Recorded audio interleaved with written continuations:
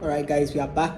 This is the third video of the series, and for this video we will be looking at selecting the right yams. Wow. Selecting the right yams. It's quite important as it's going to make or break your business. You get good yams, it means you get good prices and you are making profits. You get bad yams, it means your yams are getting rotten, you are losing money, you are losing value, you are wasting your time, and then you are getting frustrated. Okay, here are a few characteristics from my experience of yams you should look out for. If you are looking out for yams for exports, you want to move the yams from Ghana or whatever African country or whatever country you're in to another country, you should bear in mind that they may have standards, and typically they would want yams that have a certain shape, uniformity, texture, feel, color, even smell. Smell in the sense that no one wants any off-putting smelly yams. I mean, sorry. No, I mean, come on. No one wants anything that is smelly, so of course, no off-putting smelling yams. That's basic. It's even basic courtesy. It isn't about whether the yams are good or not. Okay. Now that you know that you're supposed to pick yams that are not smelly, next thing you do is to check for the sizes and shape. Okay. So I had mentioned stuff like color, shape, size, texture, stuff like that. So the sizes matter because depending on the country, you may have specifications. In our experience, yams that are going to South Africa are typically bigger. They want big yams. In fact, because it's been this widespread widespread information that South Africans or the South African market like big yams. There's a certain type of yam in Ghana called South Africa. They literally call it South Africa because they know big yams go to South Africa.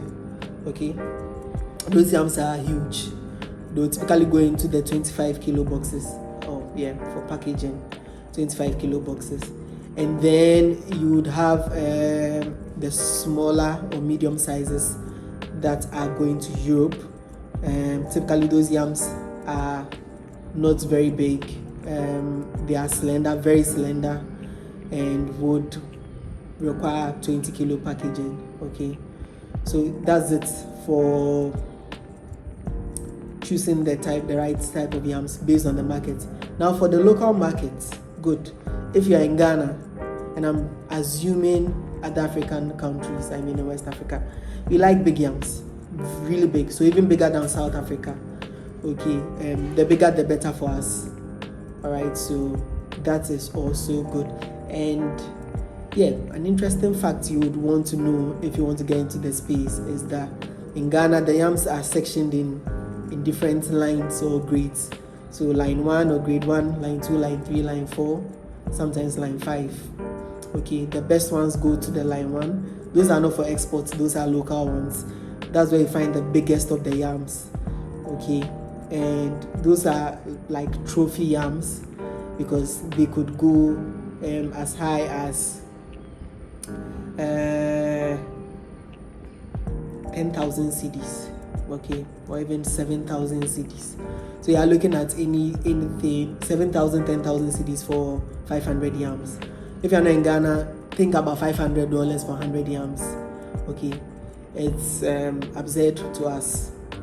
If you're in the US, well, that may be okay because you buy yams for $100 anyway, so it's fine.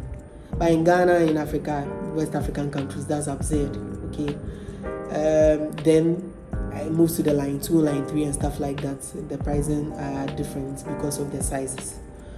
Okay, so I've spoken about the type of yams, the sizes.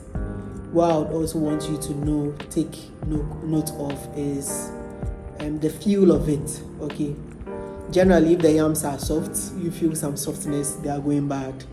If they are looking dull, so if the color of the yam is the yam itself, not the skin of the yam or the peel of the yam, is really dull, that's an indicator that it's going bad. Also look out for holes. There's a way they blow into it. If it makes a popping sound, you know whether the yam is good.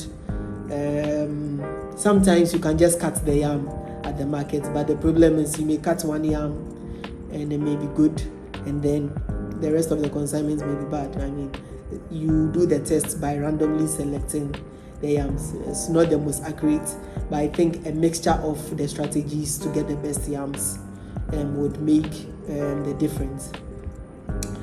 One last thing I would want to mention about selecting the right yam. You may not want to hear it, but you need to go through the mill, okay, to know which yams are good. Once you are exposed to the yams and you are working with it all the time, most of the time you can even see from afar if they are good or they are not good. And from that you can know the tasty ones from the less tasty ones. You know, you could tell, especially if you cut them. The color can tell you whether they taste good or they do not taste good. Yes, so I've said all of this assuming that you know where the yams are. And to select the right yam, you need to know where you get your yams. In Ghana, is in the northern part of Ghana. But again, specific towns in the northern part of Ghana have these yams. You need to go on specific days to meet the harvesting times, because some of the towns have come to, there's this convention where specific days are for yam harvest or yam sales, okay, so that if yams are being sold in town A on Monday, it won't be sold in town B or town C, but town B or town C will have Tuesday and Wednesday as the days they will sell their yams, so that each village or town has a day they sell their yams, and then the big buyers can uniformly buy across, okay, so that there isn't the situation where one town is getting all their yams bought and there's development there and then the rest of the people are suffering. So yes, that's for selecting the right yams. Again, you may need an aggregator, someone who has got an extensive knowledge about yams and the areas they can get the yams, because the pricing is also affected. So depending on the time of year you go to look for your yams, you find that the prices are varying. Mind you, yams are a commodity. It means you can find them everywhere, and once there's a commodity, the prices are always fluctuating and based on demand and supply. So if there's a lot of demand, the pricing is different, and if there's a lot of supply of the yams, the pricing is different. Okay, basic cons. Yes, let me check to see if there's any other thing I've left out. Oh yes, there's something about buying at the best time. The best time, in my opinion, to get yams, I mean the sweetest type, which is called puna, is right after the new yams come. So in Ghana, that would be around August. You would have a lot of puna around, okay. Once it gets to January, February, maybe March, the puna yams typically get spoiled. They are not as hardy or strong or steady like its other white yam counterparts that can stay longer and nothing will happen to them, you know. Even though they are tastier. Okay, so yes, you also need to keep in mind the times you get your yams, because it will affect the pricing of your yams. Alright, so that's it for this particular episode, which is choosing your yams. Look out for the next episode.